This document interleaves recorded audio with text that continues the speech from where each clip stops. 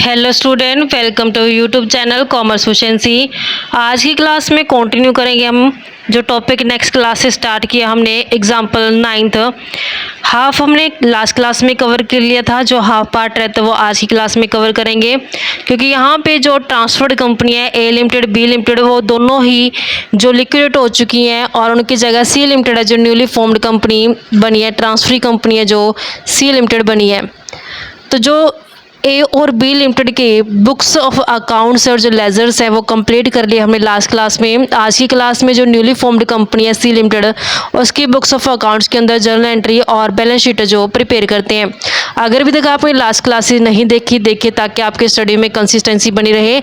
अगर अभी तक आपने मेरे यूट्यूब चैनल कॉमर्स एफिशिएंसी को सब्सक्राइब नहीं किया, सब्सक्राइब कीजिए और बेल आइकन जरूर प्रेस कीजिए ताकि जब भी मैं न्यू वीडियोस अपलोड करूँ सबसे पहले नोटिफिकेशन आपके पास जाए, आप वीडियोस को देखकर आपकी स्टडी बूस्टअप हो। सबसे फर्स्ट एंट्री जो पास की जाती है ट्रांसफरी कंपनी द्वारा यानी कि सी लिमिटेड द्वारा, वो परचेज कंसिडरेशन को ड्यू करने की जाएगी।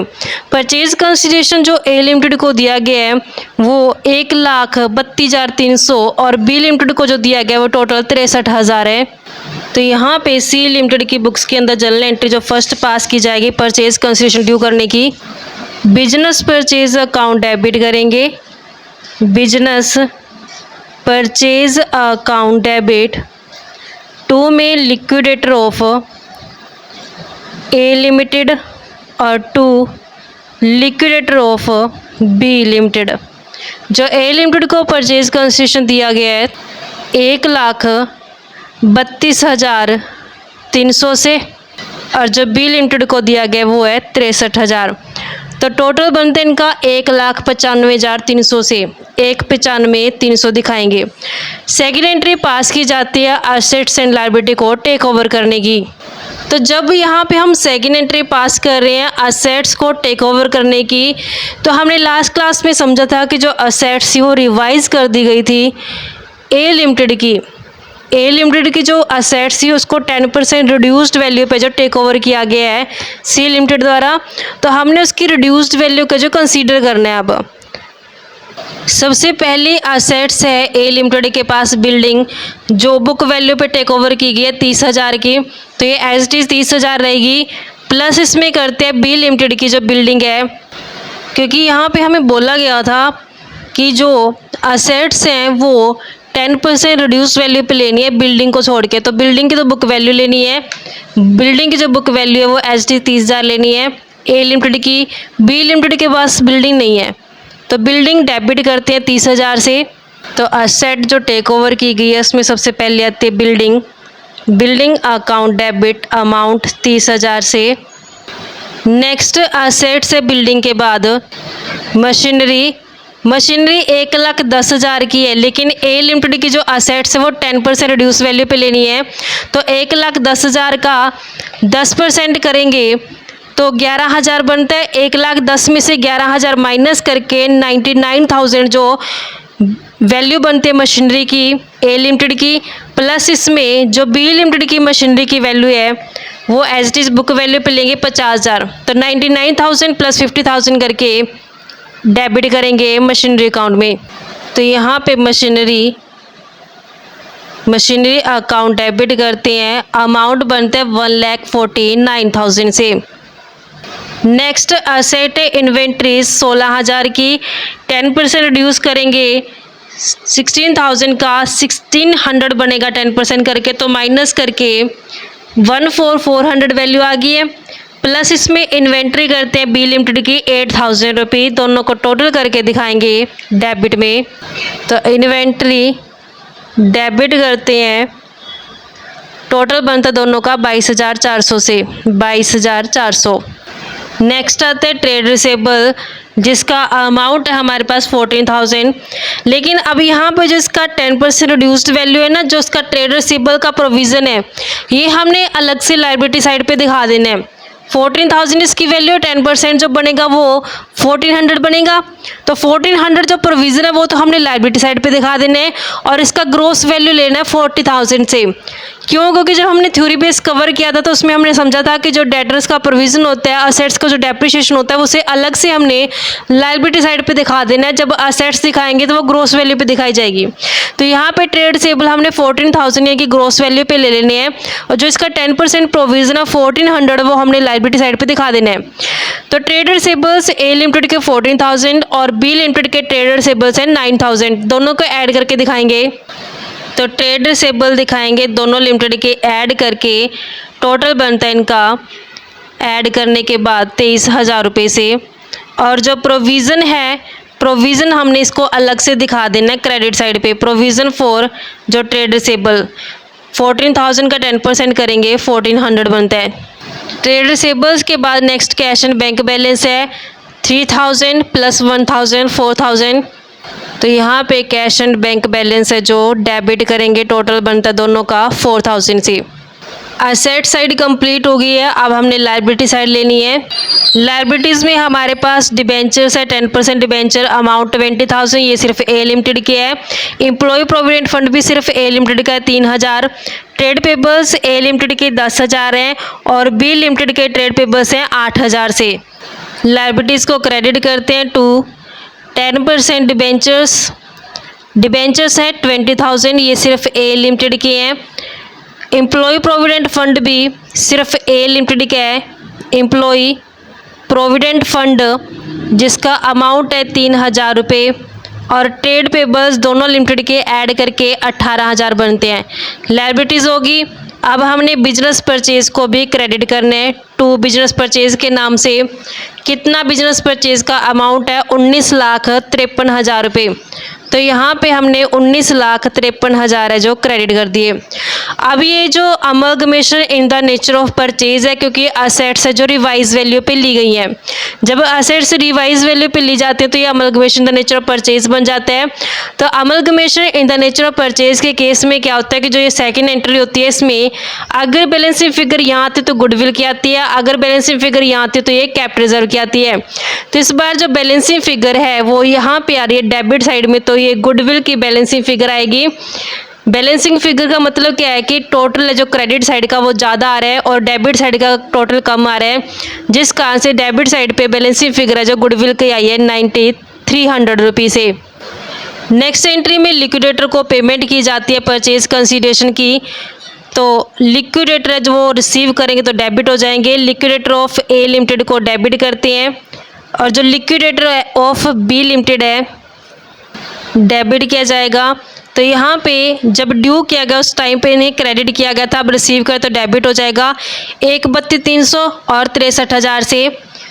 तो 1,32,300 प्लस 63,000 करेंगे। तो इनको अब जो सी लिमिटेड है उसके शेयर से जो दिए गए तो ये शेयर कैपिटल को क्रेडिट करेंगे। तो शेयर कैपिटल अकाउंट क्रेडिट हो जाएगा क्योंकि जो परचेज कंसिडरेशन है वो पे किया गया इश्यू करके शेयर्स 19,530 शेयर्स हैं, 10 रुपये का एक है। तो शेयर कैपिटल कितनी बन जाएगी 1,95,300 रुपये से। एडजस्टमेंट में गिवन है कि सी लिमिटेड ने जो टेक ओवर की हैं डिबेंचर्स उसे बाद में कन्वर्ट कर दिया 12% डिबेंचर्स में। अब हमने देखा था यहाँ पे कि जो डिबेंचर है 10% डिबेंचर वो सिर्फ ए लिमिटेड के हैं। 10% डिबेंचर ए लिमिटेड के हैं 20,000 से। अब ये 10% की बजाय इन्हें कितने दे दिए गए हैं 12% दे दिए गए डिबेंचर। तो जब ये डिबेंचर टेक ओवर किए गए थे 10% डिबेंचर 20,000 के इन्हें क्रेडिट किया था। तो जब इसको हम कन्वर्ट कर देंगे 10 की बजाय 12% इंटरेस्ट रखेंगे डिबेंचर का, तो उस केस में क्या करेंगे यहाँ पे इसे क्रेडिट किया गया हटाने के लिए क्या कर दें इसे डेबिट कर दें। तो 10% डिबेंचर्स अकाउंट डेबिट करेंगे। अब इन्हें 10 की बजाय 12% डिबेंचर्स है जो दे दिए गए हैं। अमाउंट सेम है 20,000 से 20,000 से। अब ये amalgamation in the nature of purchase है जिस कारण से जो स्टैच्यूटरी रिजर्व की आइडेंटिटी प्रिजर्व करनी पड़ेगी ट्रांसफरी कंपनी को, तो उसके लिए जनरल एंट्री पास की जाती है। अमलगमेशन एडजस्टमेंट अकाउंट डेबिट करते हैं 2 में स्टैच्यूटरी रिजर्व को क्रेडिट किया जाता है। जो स्टैचुटरी रिजर्व का अमाउंट है वो है 8,000 रुपये से। तो यहाँ पे हमने 8,000 है जो दिखा दिए। तो इस तरीके से जर्नल एंट्री पास की गई है ट्रांसफरी कंपनी की बुक्स के अंदर, यानी कि सी लिमिटेड के बुक्स के अंदर। आई होप क्या क्लियर हो गई है। नेक्स्ट इसका बैलेंस शीट प्रिपेयर करते हैं। बैलेंस शीट में सबसे पहले आती है equity and liabilities. Equity and liabilities में शेयर होल्डर फंड के अंदर फर्स्ट आता है शेयर कैपिटल। शेयर कैपिटल के लिए वर्किंग नोट यानी कि notes to account one prepare करते हैं। सबसे पहले ऑथोराइज कैपिटल दिखाए जाते हैं कि जो सी लिमिटेड की ऑथोराइज कैपिटल वो 10 लाख रुपए है। 10 रुपये का एक शेयर है। अगर मैं यहाँ पे नंबर ऑफ शेयर कैलकुलेट करूँ तो अगर मैं 10 लाख को 10 से डिवाइड कर दूँ तो 1 लाख शेयर आ जाएंगे। 10 रुपये का एक शेयर, तो टोटल 10 लाख रुपये ऑथोराइज कैपिटल हो जाएगी। तो हम नोट्स टू अकाउंट प्रिपेयर करते हैं। नोट्स टू अकाउंट्स में सबसे पहला नोट्स हमने बनाया है शेयर कैपिटल का। शेयर कैपिटल में भी सबसे पहले हमारे पास ऑथोराइज्ड कैपिटल है। ऑथोराइज्ड कैपिटल है जो यूज़ नहीं की जाती, सिर्फ ये इसको क्लोज कर दिया जाता है दिखा के, जैसे कि यहाँ पे 1 लाख शेयर हैं, 10 रुपये का एक शेयर, तो टोटल 10 लाख रुपये जो ऑथोराइज कैपिटल से क्लोज कर देते हैं। इसे बैलेंस शीट के अंदर नहीं दिखाया जाता। बैलेंस शीट में जो इश्यूड, सब्सक्राइब और फुल्ली पेड शेयर कैपिटल सिर्फ वही दिखाई जाती है। तो हमने यहाँ पे इश्यूड कितनी है और कितना सब्सक्राइब्ड है और कितना फुल्ली पेड है कैपिटल वो दिखाना है। फुल्ली पेड कैपिटल है जो वो दिखाना है। तो जो सी लिमिटेड है उसने जो शेयर्स इशू किए परचेज कंसिडरेशन के तहत 13,230 शेयर तो ए लिमिटेड को दे दिए और बी लिमिटेड को 6300 शेयर है जो दे दिए। तो दोनों को ऐड करके अब हमने शेयर कैपिटल के अंदर दिखाना है 13,230 प्लस 6300 शेयर।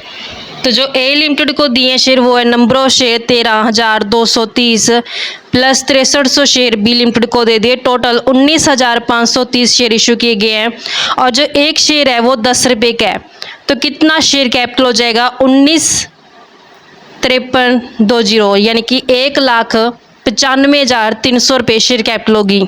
यही हम बैलेंस शीट के अंदर दिखाएंगे 1,95,300 से। नेक्स्ट आते हैं हमारे पास रिजर्व एंड सरप्लस।